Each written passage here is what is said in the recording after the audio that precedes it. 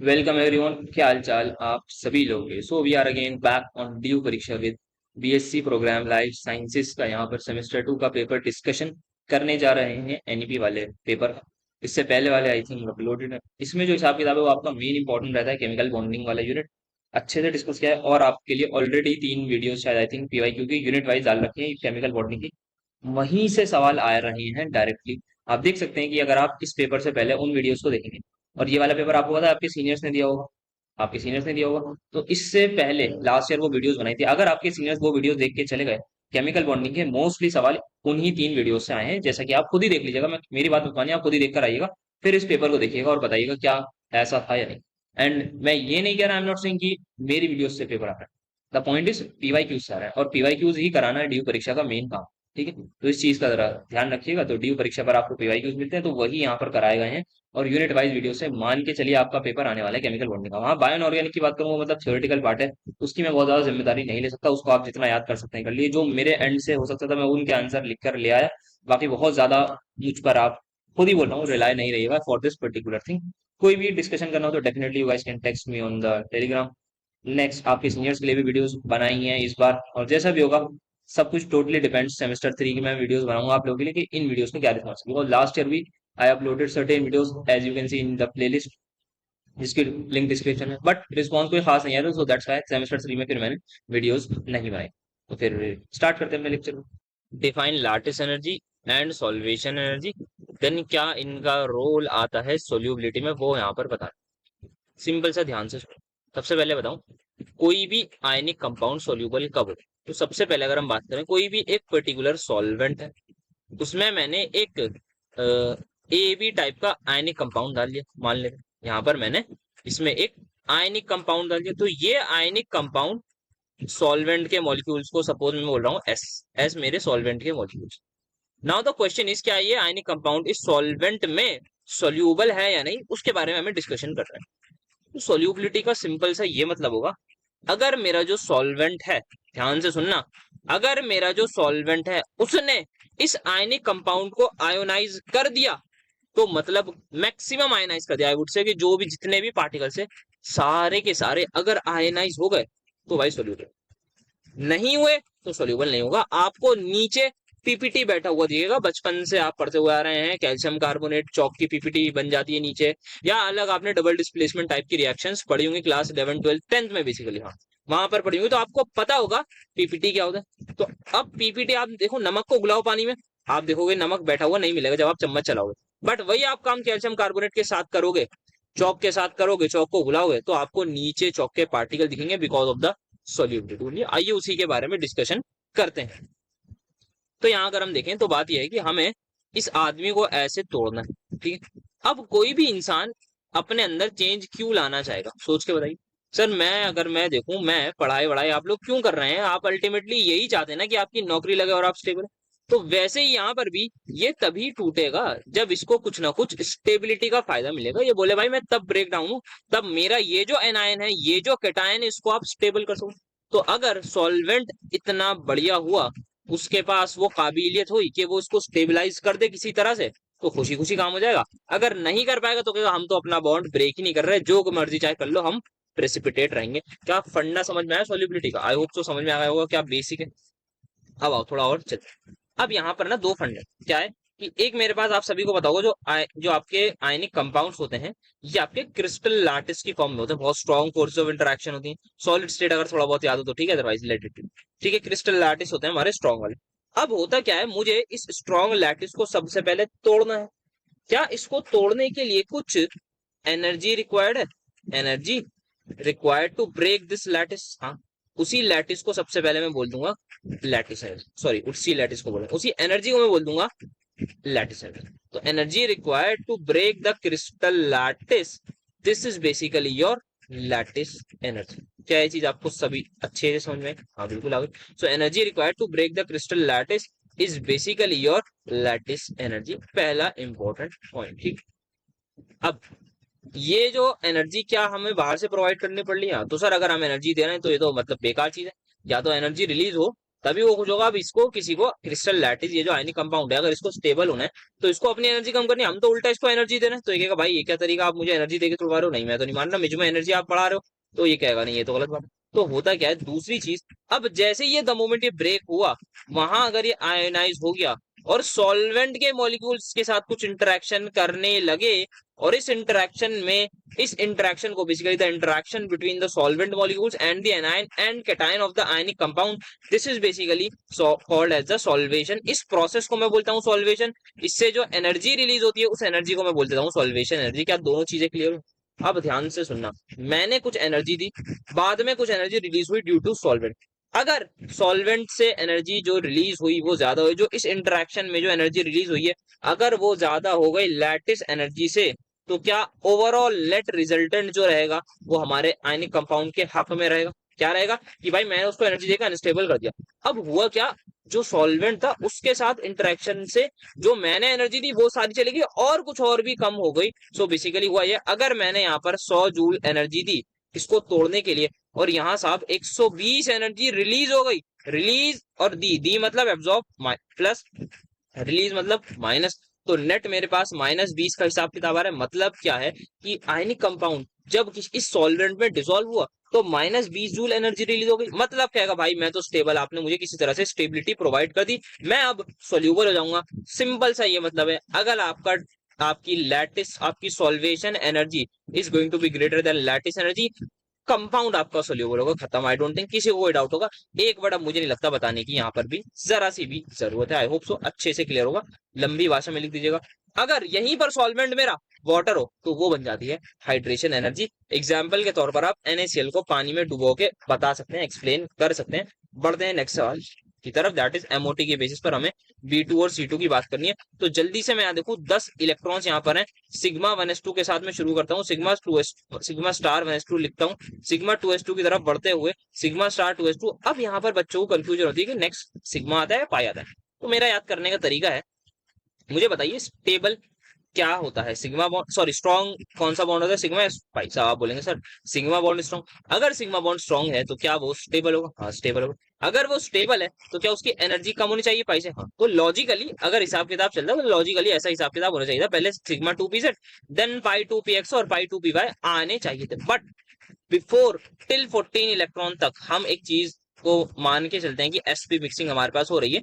This is basically a phenomena जो normal trend को हमारे कर देता है एबनॉर्मल, ऐसे आप याद रख सकते हैं। तो इसका मतलब नॉर्मल क्या था कि सिग्मा बॉन्ड स्ट्रॉन्ग होता, उसकी एनर्जी कम। बट एबनॉर्मल क्या है कि पाई बॉन्ड हमारे पास क्या हो, एबनॉर्मल क्या है, जो पाई बॉन्ड हो वो बेसिकली हमारे पास हो ऐसा। तो पाई एबनॉर्मल चीज ये है कि जो हमारा यहाँ पर पाई बॉन्ड बन रहा है, जो हमारा पाई बॉन्ड है उसकी एनर्जी कम हो जाए, दिस इज एबनॉर्मल, और वो ज्यादा स्टेबल हो जाए, तो ये एबनॉर्मल है। निकाल लें यहाँ पे बॉन्ड ऑर्डर आप जो चाहो। तो क्या पूछा है इन्होंने, देखते ही बता दोगे पैरामैग्नेटिक है, आंसर पैरामैग्नेटिक है। नंबर ऑफ अनपेड इलेक्ट्रॉन दो, ठीक है। अब वहीं से C2 की अगर मैं बात करूं तो C2 में 12 इलेक्ट्रॉन होंगे, सब कुछ सेम होगा, बस यहाँ पर पाई 2p2x और पाई 2p2y करके खत्म, अपने घर चले जाइएगा। इसमें बोल दिएगा नंबर ऑफ अनपेड 0 है, बेहतरीन तरीके से आप घर चले जाइएगा। और कुछ तो नहीं बताना, तो यहाँ पैरामैग्नेटिक बिहेवियर ही बताना। आई डोंट थिंक कुछ और मॉलिक्यूलर ऑर्बिटल डायग्राम दो बनाने की यहाँ जरूरत होगी, सिर्फ आप कॉन्फिगरेशन से चलेंगे। अब ये वाला सवाल आई थिंक ये भी वैसे हमने करा था, तो आप लोगों ने मतलब आप लोगों के सीनियर्स के लिए वो लास्ट ईयर वीडियोस बनाई थी जहां पर मैंने केमिकल बॉन्डिंग का पूरा वन शॉट अपलोड कर रखा था।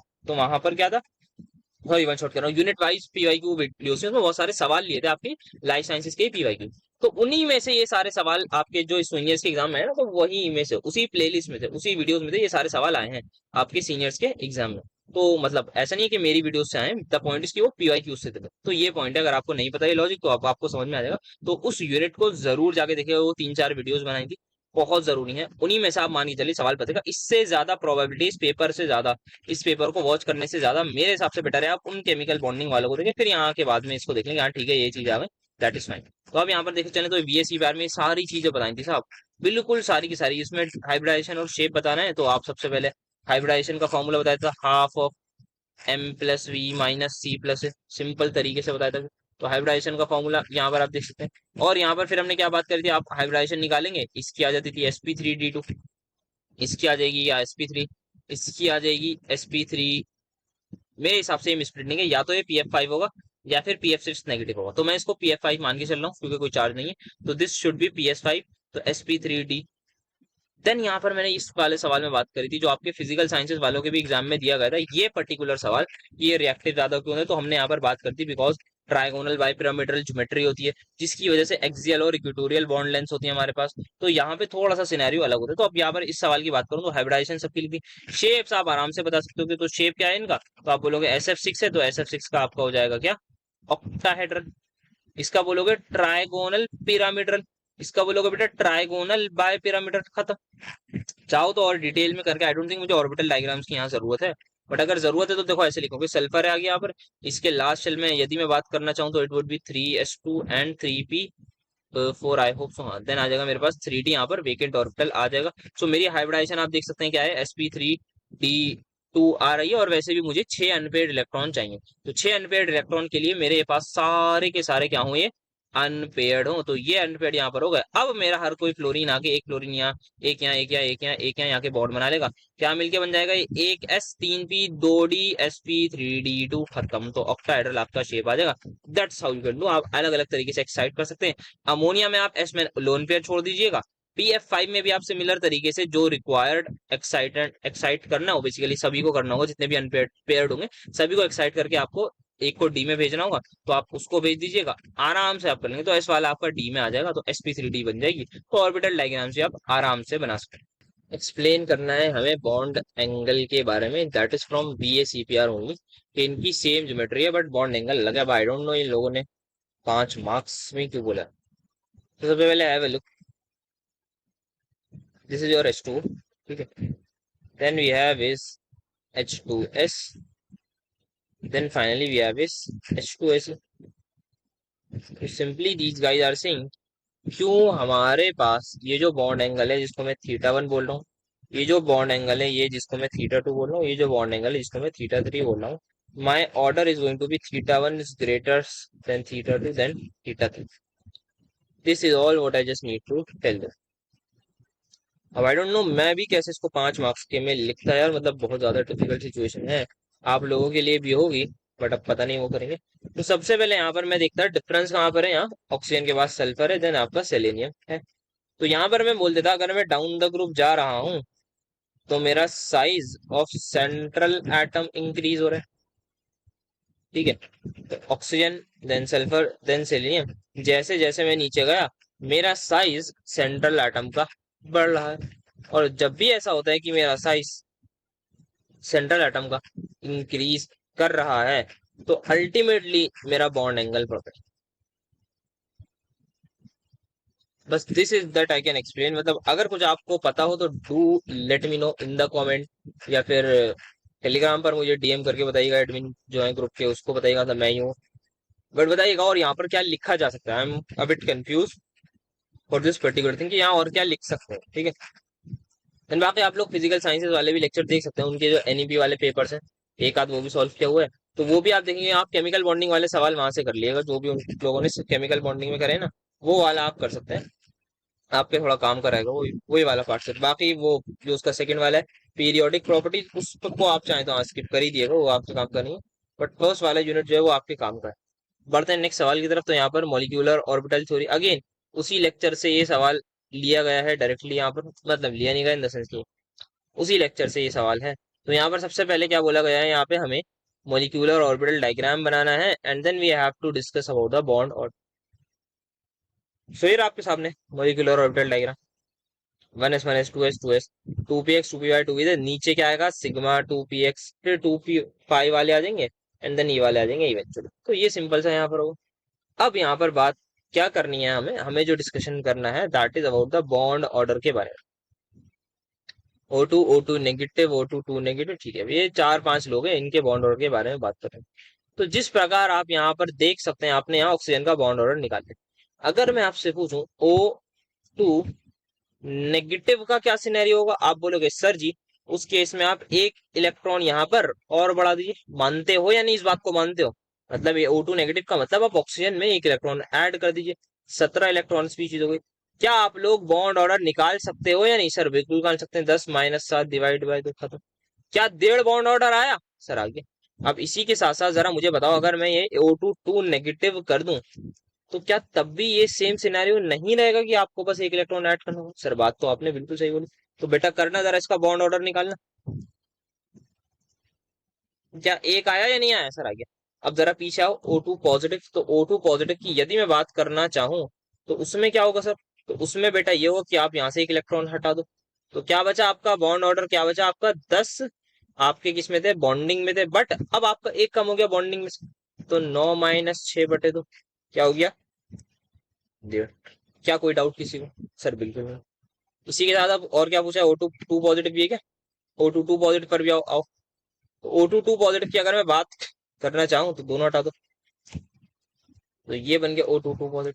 बॉन्ड ऑर्डर बोलो सर जी, 8 - 6/2, that will be equal to. क्या समझ में आया बॉन्ड ऑर्डर क्या कैसे निकाला है? सर समझने की बात ही कुछ नहीं थी। आप चाहो तो यहाँ पर प्रॉपरली लिख सकते हो, इनकी कॉन्फ़िगरेशन लिखो पांचों की, फिर आप बॉन्ड ऑर्डर निकालो, तो उसमें कोई दिक्कत नहीं है। अब इनको लगा रहे तो आप आराम से लगा सकते हो। सबसे आगे आ जाएगा क्या? O2, फिर O2 negative is equal to O2 positive, O2 negative is equal to O2 positive. I don't think किसी भी बच्चे को छोटे से मोटा डाउट होगा इस पर्टिकुलर चीज में। आई होप सो मैंने कुछ गलती ना करी हो। कर दी देखा, बता नहीं रहा है तुम लोग। अच्छा वो याद आ गया। हाँ बताओ। सो O2 पॉजिटिव की जब मैं बात करने गया बेटा, तो O2 पॉजिटिव में ये सिनेरियो था, तो यहाँ पर मैंने बॉन्डिंग से कम नहीं करा यार, यहाँ से मैंने एंटी बॉन्डिंग से कम करा है, तो ये 10 2.5। सिमिलरली यहाँ पे अगेन एक और एंटी बॉन्डिंग से कम करा है, तो ये मेरा रहेगा 10 - 4/2, और बॉन्ड ऑर्डर मेरा आएगा 3। अब बनेगा ये सवाल, समझे? तो गलती होती है बता दिया करो यार, ऐसे मत करा करो। तो ये अब मेरा है, अब ठीक है, तो अब आ जाएगा O2 पॉजिटिव, फिर O2 पॉजिटिव, फिर O2, फिर O2 नेगेटिव, फिर O2 नेगेटिव। वैसे आप ये सिंपल कॉन्फ़िगरेशन से भी लिख के कर सकते थे, बाकी मैंने डायग्रामेटिक व्यू में समझा दिया। अब He2+ क्यों एग्जिस्ट नहीं करता? He2 सॉरी, तो उसके बारे में देखते हैं। क्या कोई डाउट इसमें किसी को? सर हीलियम है, एक हीलियम में 2 इलेक्ट्रॉन, He2 में टोटल 4 इलेक्ट्रॉन। बॉन्ड ऑर्डर निकालो सर, बॉन्ड ऑर्डर वुड भी आपका bonding minus anti bonding divided by 2, तो that will be equal to 0। तो यार इससे ज्यादा और क्या लिख सकता है इंसान? अब आप यही बोलोगे कि यार बॉन्ड ऑर्डर क्योंकि बॉन्ड ऑर्डर 0 आ रहा है, दैट मीन्स कुछ चीज कोई बॉन्ड ही नहीं है किसके बीच में, मतलब हीलियम और हीलियम के बीच में कोई बॉन्ड ही नहीं। अगर ऐसा है कि हीलियम और हीलियम के बीच में बॉन्ड ही नहीं है, तो क्या He2 एग्जिस्ट कर सकता है? The answer is no. तो हमारे पास हीलियम 2 जो है वो एग्जिस्ट नहीं कर रहा, समझे भाई? तो He2 एग्जिस्ट नहीं कर रहा बिकॉज का बॉन्ड ऑर्डर 0 आ रहा है, तो अकॉर्डिंग टू एमओटी मैं यही बता सकता हूँ, और आई डोंट थिंक और उसमें कुछ फर्दर बात करी जा सकती है। तो यहाँ पर ये बेसिकली आई थिंक थर्ड होना चाहिए, फोर्थ आ गया होगा, ये वाला थर्ड क्वेश्चन है। दो दो को इन लोगों ने चार चार कर रखा है। तो यहाँ पर अगर हम देखें तो इसका हमें बताना है essential and non essential elements को क्लासिफाई करना है। तो सबसे पहले अगर बताएं एसेंशियल एलिमेंट्स हमारे पास कौन से होंगे? एसेंशियल एलिमेंट्स हमारे पास वो होंगे जो रिक्वायर्ड होंगे for growth, metabolism, reproduction, survival, etcetera. ठीक है। सो अगर वो हमारे पास हमारी बॉडी में नहीं प्रेजेंट हुआ at a particular moment, that can even lead to the death of that person. ठीक है। अब ये दो प्रकार के होते हैं मेजरली, एक मेजर एसेंशियल या बल्क एसेंशियल बोलते हैं उन्हें, और दूसरा ट्रेस। ये हमें चाहिए होते हैं भारी मात्रा में हमारी बॉडी में, भारी मात्रा में। अब कैसे याद रखा जाए, तो आपको सिंपल सा पता होना चाहिए, कार्बन हाइड्रोजन ऑक्सीजन तो यार ये होते ही है भारी मात्रा में। देन सोचिए और क्या बहुत जरूरी काम होगा आपको, याद आएगा प्रोटीन्स, प्रोटीन से याद आना चाहिए अमाइनो एसिड, उससे आना चाहिए नाइट्रोजन। ठीक है। फिर एटीपी से फॉस्फोरस याद आना चाहिए। देन सल्फर भी हमारे पास, then calcium, sodium, potassium, pump, I hope ये सब याद होंगे आपको। देन आपको मैग्नीशियम याद होना चाहिए। देन ये सारे लोग आप लिख सकते हैं। ठीक है। अब इसके बारे में लिखें तो यहाँ पर आपको क्या है भाई, ये तो आपकी बॉडी पूरी ऑर्गेनिक है, तो हर चीज में यहाँ पर है। ये बहुत इंपॉर्टेंट योद्धा है किसमें? पानी में। और ये आपका क्या कहाँ है? कार्बोहाइड्रेट, प्रोटीन, लिपिड, हर चीज में कार्बन काम आएगा। और ये वाटर आपका बेसिकली ग्लूकोज में होगा, हाइड्रोजन सॉरी आपका वाटर में होगा। ठीक है। देन अगर हम बात करें ऑक्सीजन की, भाई रेस्पिरेशन के लिए कितनी जरूरी चीज है, रेस्पिरेशन के लिए कितनी जरूरी चीज है। ठीक है। देन नाइट्रोजन की बात करें तो ये आपका प्रोटीन्स एंड न्यूक्लिक एसिड में यूज होगा, उनके सिंथेसिस में। ठीक है। इसके एग्जांपल के तौर पर कहाँ पे प्रेजेंट होता है तो ये आपको पता है, तो इनके सिंथेसिस में यूज होता है। देन फॉस्फोरस आपका एटीपी में प्रेजेंट होता है। ठीक है जी। ये इसका काम हो गया। ये कुछ अमाइनो एसिड में अगेन प्रेजेंट होता है ये भी। कैल्शियम की अगर हम बात करें तो very very important for the muscle contraction. Potassium की बात करें तो आपका ये ऑस्मोटिक बैलेंस बोलते हैं, बट आपका नर्व इंपल्स में काफी ज्यादा वो करता है, तो सोडियम पोटेशियम पंप के बारे में आप लिख सकते हैं। देन मैग्नीशियम की बात करें तो काफी ज्यादा है, एंजाइम को एक्टिवेट करने में मदद करता है। ये आपके सारे हो गए मेजर वाले। अब सेकंड अगर हम नेक्स्ट बात करें तो आपके होते हैं दूसरे ट्रेस एलिमेंट, जो आपके लिए जरूरी तो होते हैं बट आपके लिए कम मात्रा में चाहिए होते हैं। एक बार आप लोग बाकी चेक भी कर लीजिएगा, आपके टीचर्स ने जो नोट्स वगैरह करवाए हो उसमें उन्होंने क्या लिखा है, कौन कौन से एलिमेंट्स लिखवाए हैं। तो जैसे कि यहाँ पर कम मात्रा में चाहिए होगा हमें आयरन, कॉपर, जिंक, कोबाल्ट वगैरह ये सब। ये कम मात्रा में चाहिए होगा for the haemoglobin oxygen transport. Cobalt ये हमारे पास एंजाइम में यूज होता है। अगेन ये भी हमारे पास कोफैक्टर होता है, सॉरी कॉपर की बात कर रहा था सिविल में। देन कोबाल्ट की बात करें तो ये विटामिन बी 12 में साइनो कोबालामीन में यूज होता है। तो ये इनके क्या होगा, कुछ ना कुछ यूजेस होगा। नेक्स्ट हमारे पास अगर हम बात करें असेंशियल एलिमेंट्स की बात हो गई, तो अगर इनकी और क्या बताना है हमें, ठीक है हाँ, तो ये हमने बता दिया। अगर इनकी कुछ प्रॉपर्टीज की बात करें तो वही डायरेक्टली मेटाबॉलिज्म में पार्ट करते हैं। अगर ये नहीं होंगे तो कहीं ना कहीं हमारे पास जो है वो ग्रोथ नहीं होगी, रिप्रोडक्शन नहीं होगी, ओवरऑल डेथ हो सकती है। ये सारी बातें हम यहाँ पे लिख सकते हैं। अब सेकंड हम बात करें नॉन एसेंशियल की, तो जो हमें चाहिए ही नहीं भाई बॉडी में, वो हमें बॉडी में चाहिए ही नहीं है, वो किसी काम के नहीं है। अगर बॉडी में आ जाए तो उन्हें निकाल के फेंक दो, जैसे कि लेड, मर्करी, कैडमियम, आर्सेनिक। ठीक है, इन सभी को अगर ये आ जाएं तो सारे के सारे क्या होते हैं, टॉक्सिक मेटल्स होते हैं। इनको चाहिए कि हमें भाई जैसे ही ये आए वैसे ही हम इनको निकाल के फेंक दें। ये हमारा मेजर रोल होगा। तो इस तरीके से हम लिख सकते हैं यहाँ पर। अब नेक्स्ट अगर हम देखें तो यहाँ सोडियम पोटेशियम पंप के बारे में बोला गया है, तो क्या होता है ये आपको पता होना चाहिए। एक एक्टिव ट्रांसपोर्ट मैकेनिज्म है, मतलब एक्टिव ट्रांसपोर्ट मतलब ऐसा मैकेनिज्म जहां पर हमें एनर्जी रिक्वायर्ड हो। कहाँ पर, प्लाज्मा मेम्ब्रेन में होता है एनिमल सेल्स की, ठीक है। और जनरली कौन से यहाँ पर ब्रेन वाली में होता है, जब नर्व इंपल्स होती है न्यूरॉन्स में। आई होप मैंने सही बोला। सोडियम आयन क्या होता है, बाहर चले जाते हैं, और पोटेशियम आयन अंदर आ जाते हैं। इसको सोडियम पोटेशियम एटीपीएस या Na पॉजिटिव ये भी बोलते हैं। स्ट्रक्चर क्या होता है, ट्रांसमेम्ब्रेन प्रोटीन होता है, बेसिकली सेल मेम्ब्रेन में हमारे पास एम्बेडेड होता है। इसके पास क्या होता है, बाइंडिंग साइट्स फॉर सोडियम भी होती है, पोटेशियम भी होते हैं, और एक साइट होती है that for hydrolysis of the ATP. वो क्यों, क्यों एक्टिव ट्रांसपोर्ट है तो इसकी जरूरत है हमें। मैकेनिज्म क्या होता है, सबसे पहले सोडियम बाइंड करते हैं, फिर एटीपी हाइड्रोलिसिस होती है, फिर सोडियम बाहर चले जाते हैं, फिर पोटेशियम बाइंड होता है, फिर आपका जो है वो फॉस्फेट ग्रुप अगेन रिलीज हो जाता है, बेसिकली डीफॉस्फोराइलेशन होती है, एंड देन आपका पोटेशियम जो है वो बाहर, सॉरी इनसाइड आ जाता है। तो ये इसका मैकेनिज्म है। रिएक्शन भी चाहें तो आप थोड़ी बहुत लिख सकते हैं, दैट इज 3 सोडियम आपके इनसाइड थे, सिमिलरली 2 पोटेशियम आपके आउटसाइड थे, तो इन और आउट लिखा है। सिमिलरली एटीपी यहाँ पर आ गया, एंड देन यहाँ अगर हम देखें तो 3 सोडियम चले गए आउटसाइड, ठीक है। फिर आपके 2 पोटेशियम आ गए इनसाइड, फिर आप लिख सकते हैं यहाँ पर ADP plus phosphate. So that's how you can write, ठीक है। बाकी इसका और क्या पूछा था इसके बारे में, आई डोंट थिंक पूछा होगा। इसकी इंपॉर्टेंस की अगर हम बात करें, रेगुलेटिंग सेल, सो वो आपका हो जाएगा इसकी इंपॉर्टेंस। जैसे सबसे पहले तो आयनिक बैलेंस को मेंटेन करना, आयनिक बैलेंस को मेंटेन करना। फिर मेम्ब्रेन का resting potential, resting membrane potential को मेंटेन रखना।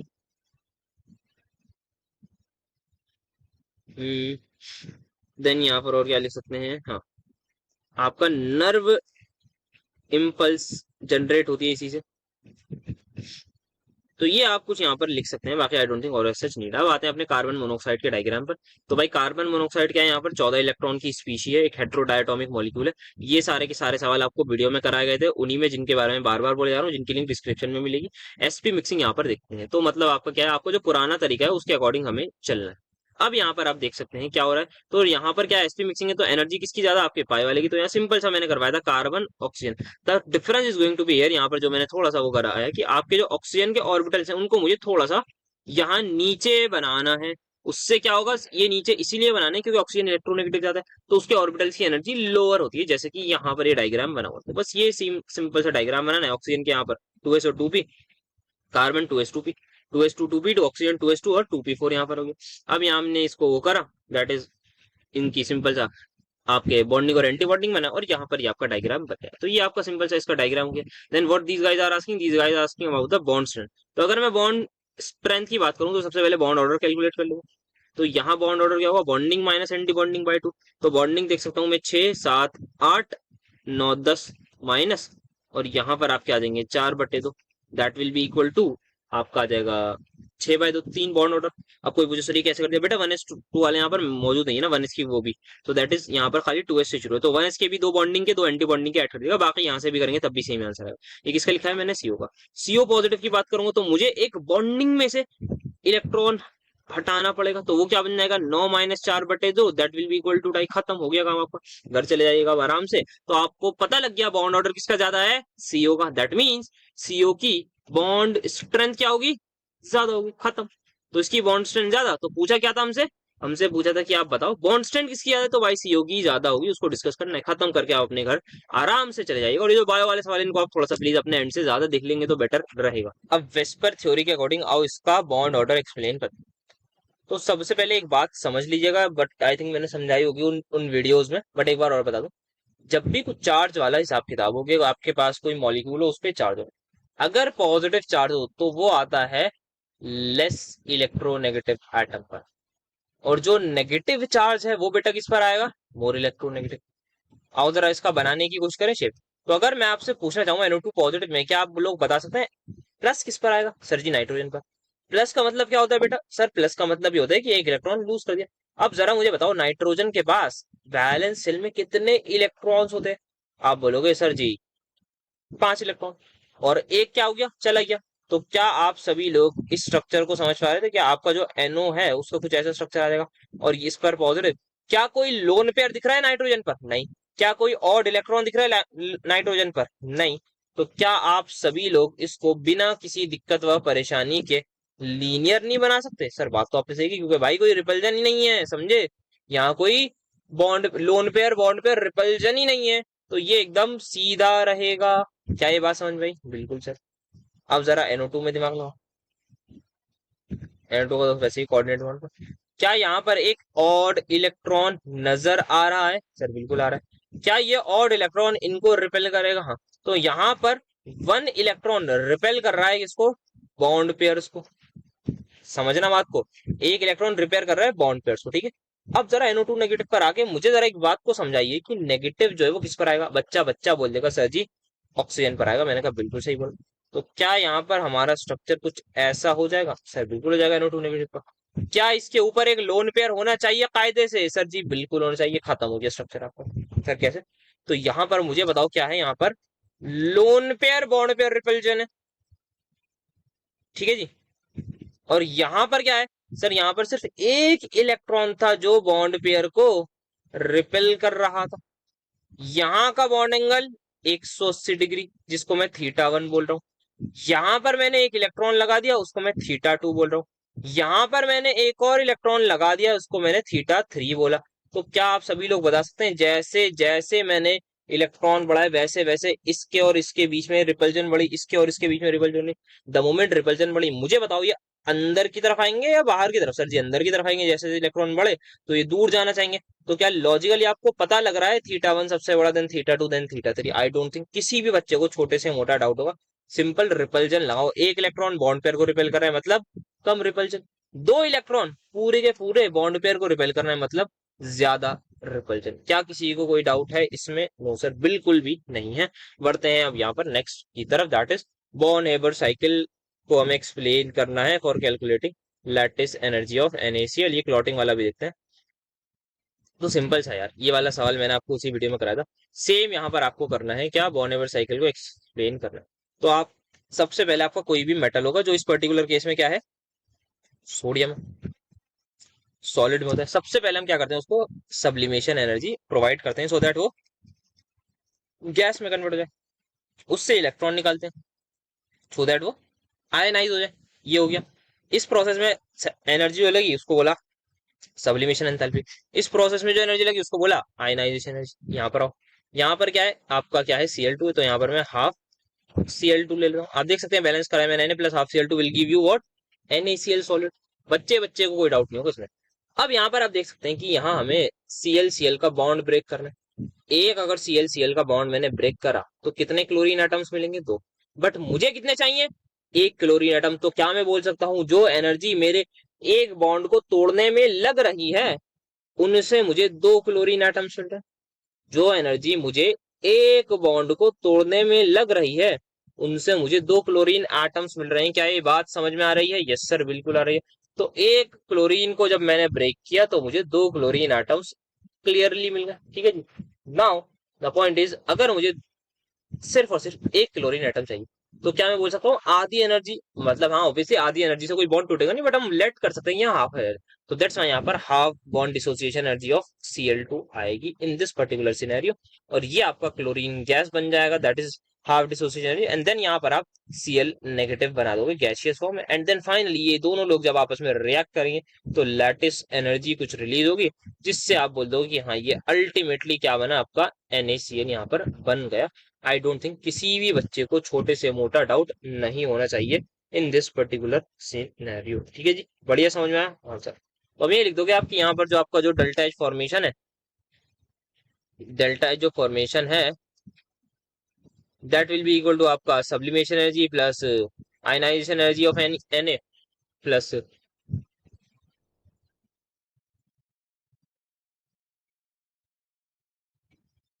बॉन्ड डिसोसिएशन एनर्जी हाफ, याद रखना, plus electron gain enthalpy plus lattice energy. खत्म, you will get the answer. Next हमारे पास है कैल्शियम कैसे हेल्प करता है क्लॉटिंग में। तो यार ये आपको शायद हो सकता है मुझसे ज्यादा आता हो, because you guys are in life sciences और मैं केमिस्ट्री ऑनर्स का बंदा हूँ। तो ये मैंने वैसे नहीं पढ़ा, बट जो थोड़ा बहुत देखा रिसर्च करने के आंसर मिला वो यही इतना मिला है कि आपका जो, जितना मुझे बताया कि जब भी ब्लड में से कोई कट लगता है हमारे पास तो वहां पर ये ब्लड क्लॉटिंग में सबसे ज्यादा मदद करता है। कौन? कैल्शियम। सो होता क्या है यहाँ पर कहीं ना कहीं हमारे पास जैसे ही ब्लड क्लॉट होता है वैसे हमारे पास प्लेटलेट्स आ जाती हैं रेस्क्यू में, तो वो कुछ चीज रिलीज करते हैं, इसका नाम होता है प्रोथ्रोम्बिन। उसको हमें एक्टिवेट करना होता है, वो बन जाता है थ्रोम्बिन। फिर उसके बाद हमारे पास थ्रोम्बिन एक्टिवेट करता है फिब्रिनोजन को, that is again an inactive, और जो आपका फिब्रिन रिलीज करता है फिब्रिन फाइबर्स को, जो आपके एट द एंड हमारे जो हाथ पर जो हमें स्कम दिखता है वो फिब्रिन होता है। तो होता है कि यहाँ पर आप देख सकते हैं सबसे पहले कोगुलेशन इन्होंने स्टार्ट करा, फिर आपका इनसोल्यूबल फिब्रिन आया, फिर कैल्शियम आयंस आपके लिए किस लिए रिक्वायर्ड होते हैं? For the acceleration of blood pathway. ये बेसिकली कैस्केड रिएक्शन है, मतलब आपका जो है वो एक चेन टाइप की रिएक्शन है कि एक के बाद एक स्टेप फर्दर होता है। तो प्लेटलेट्स प्रोड्यूस करते हैं सब्सटेंस जो कंबाइन करते हैं कैल्शियम आयन से, that will produce thromboplastin, which in turns protein convert protein thrombin को प्रोथ्रोम्बिन को बेसिकली थ्रोम्बिन में कन्वर्ट करते हैं with a series of reaction. Thrombin एक प्रोटियोलिटिक एंजाइम है जो कन्वर्ट कर देगा फिब्रिनोजन को एक protein substance through a series of reaction again, and then हम यहाँ पर देख सकते हैं। तो ये पूरा का पूरा प्रोसेस आप लिख सकते हैं, आपको मुझसे ज्यादा बेहतर आता होगा आई थिंक सो, और आप उसको एक्सप्लेन करके आगे बढ़ सकते हैं नेक्स्ट सवाल की तरफ। जैसे कि फजांस रूल अगेन उस वीडियो में बहुत बार डिस्कस किया था, और ये बात तो मैंने पूरी डिटेल में समझाई थी वहां पर, भले ही आई डोंट थिंक इस पर बेस सवाल या करा था, यानी I don't remember it exactly, but भाई साहब बात पूरी करी थी फजांस रूल के ऊपर कि फजांस रूल से क्या क्या सवाल वो पूछ सकते हैं, क्या क्या बातें वो कर सकते हैं, क्या क्या बातें वो जानना चाहते हैं। तो सबसे पहले फजांस रूल क्या कहता है, वो ये बताता है कि यार कोई भी आपका आयनिक कंपाउंड हो, ऐसा हो ही नहीं सकता वो 100% आयनिक हो, उसमें कुछ ना कुछ मात्रा में कोवलेंट कैरेक्टर मौजूद होता है, उसमें कुछ ना कुछ मात्रा में कोवलेंट कैरेक्टर मौजूद होता है। अब ये किन बातों पर डिपेंड कर रहा है किसमें कितना कोवलेंट कैरेक्टर है, उसके लिए हमारे फजांस रूल आ गए। सबसे पहला रूल था कि भाई आप चार्ज देखो, तो फजांस रूल ने बोला कि यार जितना ज्यादा चार्ज एनायन और कैटायन पर होगा ना उतनी ज्यादा उसमें कोवलेंट कैरेक्टर आएगा। फिर साइज के बारे में बात हुई, फिर ऐसे और बातें हुई, सूडो नोबल गैस कॉन्फ़िगरेशन, वो तीनों ही बात हमने करी थी। तो सबसे पहले होता क्या है, नॉर्मली ये एनायन एक एटायन है, ये एनायन है, एक दूसरे के ये इलेक्ट्रॉन क्लाउड्स को अट्रैक्ट करते हैं। सो मेजरली यहाँ जो कैटायन का पॉजिटिव चार्ज होता है, नेट पॉजिटिव चार्ज, वो बाहर से एनायन को अट्रैक्ट करते हैं। बट होता क्या है, जैसे जैसे अट्रैक्ट कर रहा होता है वैसे वैसे इसके पास अपना एक न्यूक्लियस है, और यहाँ पर बेसिकली ये जो उसी की वजह से पॉजिटिव चार्ज है, वो प्रोटोन एक एक्स्ट्रा उसकी वजह से आया।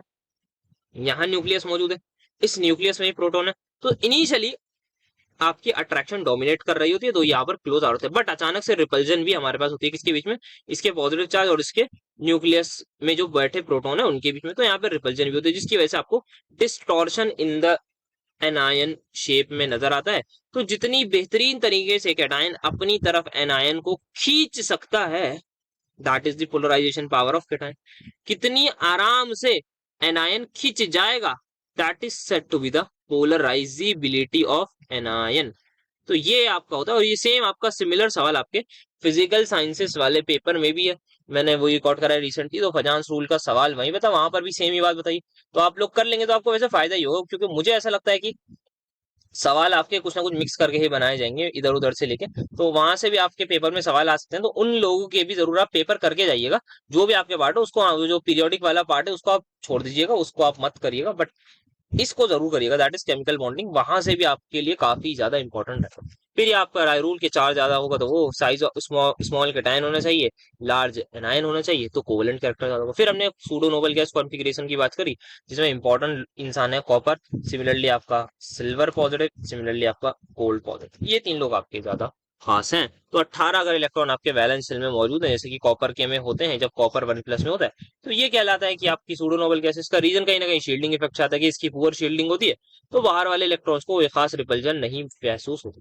तो अब वापस यहाँ पर अगर हम आना चाहें without looking at the answer, तो किस तरीके से हम आंसर करेंगे, तो हमें कोवेलेंट कैरेक्टर बताना है। बच्चा बच्चा बता देगा, ये ज्यादा है copper 1+, sodium 1+, pseudo noble gas configuration की वजह से। यहाँ पर आऊंगा सर, कैटायन सर ये सूडो नोबल गैस दोनों आप कैसे, बेटा देखो ना डिफरेंट क्या है, हमें एक्चुअल में सिर्फ ये देखना होता है कि डिफरेंस क्या है आखिर। सेम चीजें तो हैं ठीक है, बट डिफरेंस क्या है, तो यहाँ हम देख सकते हैं क्या डिफरेंस है। Cl अलग है, आयोडीन अलग है। यहाँ क्या है, ये बेसिकली ये आयोडीन है। तो मैंने क्या बोला था, स्मॉल कैटायन हो लार्ज एनायन हो, कैटायन सेम है तो एनायन से आंसर आएगा। एनायन कहाँ पर बड़ा है सर जी, आयोडाइड बड़ा है, तो इसी का यहाँ पर क्या आ जाएगा, ज्यादा आंसर आएगा। अब सेम सोल्यूबिलिटी का सवाल पूछ लिया भाई, सोल्यूबिलिटी की यहाँ पर बात आओ कर लेते हैं साथ में। तो क्या बात बताई थी मैंने, कि अगर मैं बात करूं मेरा किसी भी कंपाउंड में आयनिक कैरेक्टर ज्यादा, मतलब उसमें स्ट्रॉन्ग आयनिक बॉन्ड है, लॉजिकली मेल्टिंग पॉइंट क्या होगा, हाई होगा। उल्टा अगर कर दूं, कोवेलेंट कैरेक्टर बढ़ा दूं, मतलब आयनिक कैरेक्टर का मतलब मेल्टिंग पॉइंट कम, खत्म। अब सोल्यूबिलिटी पर आते हैं। सोल्यूबिलिटी इन जनरली हम पोलर सॉल्वेंट बात करेंगे, नॉन पोलर में नहीं करते। तो कोई भी कंपाउंड सोल्यूबल किसमें होता है, हमने बोला लाइक डिसॉल्व लाइक, तो आयनिक कंपाउंड उसमें प्रॉपर्ली आयंस मौजूद होते हैं, तो वो पोलर सॉल्वेंट में बेहतर तरीके से डिसॉल्व होगा।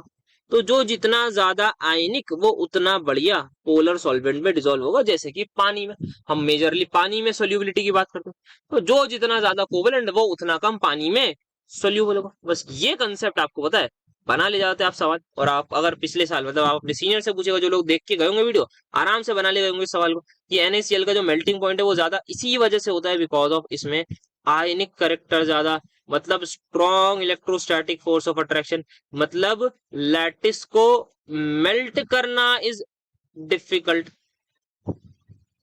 ये है यहाँ पर हिसाब किताब खत्म। अब यहाँ पर देखो आप, why CuCl is insoluble while NaCl is soluble in water. तो CuCl जो है आपका वो क्यों इनसोल्यूबल है, बिकॉज सिंपली यार क्योंकि उसमें क्या है, Cc ज्यादा है। तो यदि कोवेलेंट कैरेक्टर मेरा ज्यादा हो गया तो आयनिक कैरेक्टर का हो जाएगा खत्म। अब आ जाओ यहाँ पर हाइब्रिडाइजेशन निकालो, H is equals to half of M+V-C+A निकालते जाओ और आंसर लिखते जाइए। हाइब्रिडाइजेशन निकालिए, शेप लिखते जाइएगा, कोई दिक्कत की बात नहीं होगी। तो पहले सवाल में मैं बात करूं हाफ मोनोवेलेंट एटम्स, क्या कोई मौजूद है, कोई भी नहीं है, तो 0 आ जाएगा। वैलेंस शेल में कितने इलेक्ट्रॉन होते हैं, कार्बन के 4, माइनस क्या कैटायन पर कोई चार्ज नहीं, क्या एनायन पर कोई चार्ज है, हाँ कितना आएगा 2, तो यहाँ पर आ जाएगा 6/2 दैट इज इक्वल्स टू 3। तो इसका H आ गया 3 और आपकी हाइब्रिडाइजेशन हो गई sp, खत्म। तो आप यहाँ पर देख सकते हैं ये sp2 आ चुका है, तो ये आपको क्या हो गया, ट्राइगोनल प्लेनर, ठीक है। देन यहाँ पर हम देख सकते हैं जेनॉन के बारे में, half of number of monovalent atoms आ गए 2, और आपके देन आपके वैलेंस इलेक्ट्रॉन कितने आ गए 8, और ये दोनों चीज आपकी 0 हो गई, तो 10/2 that will be equal to 5। तो इसका नंबर क्या आ गया, हाइब्रिडाइजेशन इसकी क्या हो जाएगी, sp3d। इसका शेप कैसा होता है बेटा, जिसने इसका शेप बता दिया मतलब बेटा मजा आ गया, इसका शेप होता है लीनियर। कैसे सर जी, तो आपको याद होगा ना I3 नेगेटिव, अगर आपने उनकी फिजिकल साइंसेज वालों की देखी होगी तो मैंने वहां बताया था कि ये होता है आपका Xe3F2, दैट इज इसकी ज्योमेट्री होती है ट्राइगोनल पिरामिडल लाइक, और वहां पर जो आपका फ्लोरीन और जो लोन पेयर है आपका वो इक्वेटोरियल पोजीशन पर आता है, और ये आपके एक्सियल पोजीशन पर जाते हैं। देन आ जाओ यहाँ पर, इसी तरीके से क्या आप सभी लोग इसकी हाइब्रिडाइजेशन निकाल सकते हो, मैं आपको डायरेक्टली बता देता हूँ। तो ये आपका होगा sp3d होगा, हाँ ये टी शेप होता है ना, इसका शेप आप बता सकते हैं, ये टी शेप है ना, आई होप सो ये इधर, हाँ यस आई थिंक हाँ टी शेप है, ठीक है। पानी की मैं बात करूं तो ये sp3 था, और फिर ये आपका टेट्राहेड्रल। फिर IF5 की बात करूं तो यहाँ पर sp3 1 2 3 4 5 D2 होगा, इसके अगर शेप की बात करूं बेटा, कोई शेप बता सकते हैं तो मजा आ जाएगा, जो भी शेप बता देगा इसका मजा आ जाएगा, उसको 5-5 रुपए इनाम, मतलब ज्यादा ले लेना। चलो, जिसने भी इसका शेप बता दिया, तो यार ये शेप होता है आपका, आई होप सो मैं गलत, स्क्वायर पिरामिड। तो that's how you can easily do यार, ये चीजें याद होती हैं, ये गलत नहीं करके आनी। और आई डोंट थिंक यहाँ पर पांचों के ऑर्बिटल डायग्राम बैठ के बनाने की जरूरत है। ऐसे ही फॉर्मूला लगाओ, आंसर निकालो और लिख दो, क्योंकि कोई ऐसा तो बड़ा काम नहीं करना चाहिए यहाँ पर। 5 नंबर के 5 पार्ट है। नेक्स्ट आ जाओ, बॉर्न एवर साइकिल पर सवाल है। देखो दो दो सवाल दे दिए इन्होंने बॉर्न एवर साइकिल पे, कितना प्यार है इन्हें। कोई नहीं, अच्छी बात है, प्यार है तो हम क्या करें, हम फायदा उठाते हैं उस चीज से। SnO2 के लिए अगर मैं यहाँ पर बात करूं, क्या आप सभी को पता है SN सॉलिड से सबसे पहले मैं इसको गैस बनाऊंगा, फिर SN गैस बनाने के बाद मैं SN2+ करूंगा, तो यहाँ पर IE गलती हो गई, SN4+ करना है ना, 4+ में। तो सबसे पहले देख लो, SN+O2 will give me what but not SNO। ठीक है जी, आ जाओ। तो आयनाइजेशन एनर्जी यहाँ पर 1 2 3 4, मतलब बेटा चारों की चाहिए, समझ गए। ऑक्सीजन में सबसे पहले मैं बॉन्ड तोड़ूंगा, तो यहाँ 2 ऑक्सीजन एटम, हाइनी की जरूरत है गैसियस फॉर्म में। फिर इलेक्ट्रॉन निकालूंगा गैसियस फॉर्म में, ये आ गए। देन ये आ गए, यहाँ प्रोसेस में आ गया U0। इसकी मैं बात करूं सब्लिमेशन एनर्जी, इसकी मैं बात करूं आयनाइजेशन एनर्जी, इसकी मैं बात करूं आपका बॉन्ड डिसोसिएशन एनर्जी कंप्लीट, क्योंकि 2 ऑक्सीजन एटम चाहिए यहाँ पर, twice of electron gain enthalpy, very important thing is this particular आदमी। And then U0। आओ जरा डेल्टा एच फॉर्मेशन लगाऊं, तो मुझे निकालना क्या है यहाँ से, एक्सपेरिमेंटल लैटिस एनर्जी मुझे पता है, डेल्टा एच फॉर्मेशन निकालना है। तो डेल्टा एच फॉर्मेशन बेटा मेरा आ जाएगा सबसे पहले क्या, आपकी यहाँ पर आप सब्लिमेशन एनर्जी इन्होंने S दे रखी है 292, प्लस आयनाइजेशन एनर्जी 4, मतलब चारों की, तो वो 890 दे रखी है, plus bond dissociation energy that is 454, plus twice of electron की एंथैल्पी, तो यहाँ पर मुझे 2 × 636 करना होगा, फिर -11,506 करके मैं इक्वेट कर दूंगा, मेरा आंसर आ जाएगा किसका, लैटिस एनर्जी का। बहुत सिंपल सा हो गया। देन यहाँ पर अगर हम बात करें तो टॉक्सिसिटी ऑफ लेड के बारे में, तो उसको आप लोग रीड कर लीजिएगा, कोई खास यहाँ पर है नहीं। जैसे पिछले साल आपका टॉक्सिसिटी ऑफ लेड पूछा, इस बार हो सकता है आपसे मरकरी की पूछ ले, इंपॉर्टेंट रहती है टॉक्सिसिटी, तो इसका आप पढ़ के जाइएगा, आपके जो भी नोट्स वगैरह टीचर्स ने दिए हो। मेरे पास कोई खास ये वाले मतलब चीजें हैं नहीं, इसलिए मैं बहुत ज्यादा डिटेल नहीं बता पाता इन चीजों की, इसी वजह से आप लोग अपने हिसाब से इसको देख लीजिएगा। तो यहाँ पर आप इसको एक बार रीड कर सकते हैं, जो मेरे पास था उसको मैं लिख के ले आया, रीजन ऑफ फॉर टॉक्सिसिटी भी यहाँ पर लिख के ले आया। और फिर यहाँ पर हम बात करें इसको ट्रीट कैसे करते हैं, तो उसके लिए आपके पास प्रॉपर होती है, जहां पर आप वो लेते हैं, दैट इज चिलेटिंग लिगेंड्स का जो आप इस्तेमाल करते हैं, तो उससे आप इसको प्रॉपर्ली ट्रीट करते हैं, तो वो सब आप लोग कर लीजिएगा। चिलेटिंग लिगेंड्स के बारे में पढ़ लीजिएगा, तो आपको ट्रीटमेंट पता लग जाएगा, और आप थोड़ा सा और डिटेल में देखिएगा। अब ये आयनिक करेक्टर भाई साहब बहुत बार पूछे ही जा रहे हैं, आयनिक करेक्टर हर बार पूछ रहे हैं, मुझे लग रहा है इस बार भी पूछ लेंगे, तो तैयार रहिएगा, आपके फेवर में आएगा। कैसे निकलवाए, तो भाई सिंपल। अच्छा, इस बार हमें क्या डेटा दे रखा है, एक बार मैं डेटा देख लूं।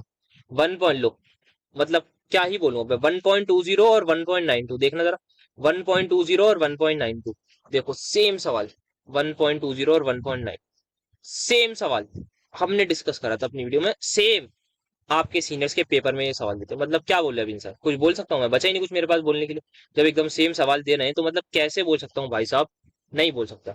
उनपे तो आई थिंक फिजिकल साइंसेस वालों में फिर भी शायद थोड़ा डेटा बदला है, बट आपके में तो यार डेटा भी नहीं बदला उन्होंने। अब यहाँ आप देख सकते हैं जैसे कि क्या है, चिलेटिंग लिगेंड्स के बारे में जो लिख के लाया था, तो उसका भी देख लीजिएगा, चिलेटिंग लिगेंड्स की प्रॉपर्टीज होती है यहाँ पर। और आपके जो काम का है वो है आपका EDTA। EDTA काफी ज्यादा मदद करता है लेड की टॉक्सिसिटी को रिमूव करने में, तो इसको आप देख लीजिएगा। अब यहाँ पर अगर हम इसको समझाऊं, तो इसका आपको फार्मूला पता होना चाहिए। The formula is basically this, तो दिस इज योर फार्मूला, जहां पर हमें क्या देखना है, percentage ionic character is simply equal to mu observe, कितना डाइपोल मोमेंट ऑब्जर्व हुआ हमें उस पर्टिकुलर कंपाउंड में एक्सपेरिमेंटली, बट यदि वो कंपाउंड अगर आयनिक होता तो उसमें कितना डाइपोल मोमेंट होगा, that is the mu ionic, into आप कर दीजिए 100। तो म्यू आयनिक को अगर निकालना है तो सिंपल चार्ज इनटू डिस्टेंस, और चार्ज मेरा क्या होगा, अगर कोई भी आयनिक कंपाउंड होता सो that will B 1.6 into 10⁻⁻⁻⁹ coulomb. क्या ये बात समझ में आई सर, इजीली आ गई। देन क्या करेंगे आप, वैल्यू पुट कर दीजिएगा। कन्वर्जन याद रखिएगा कि अगर आपको इलेक्ट्रोस्टैटिक यूनिट में दे रखा हो, आपको CGS सिस्टम में दे रखा हो, दैट इज सेंटीमीटर वगैरह में, तो आप चार्ज को कन्वर्ट कर लीजिएगा। वरना फिर अगर आपसे सेंटीमीटर कूलम मीटर में पूछे, तो आप डायरेक्टली कर सकते हैं। और यहाँ पर मैंने इसका कन्वर्जन भी लिखवाया था कि 1 को आप, that's how you guys can change it into ESU as well as इसको कूलम सेंटीमीटर में भी। तो अगर मैं अपने सवाल पर आऊं, इस सवाल को सॉल्व करूं, वैसे मैंने करवा ही दिया, बट फिर भी एक बार देख ले।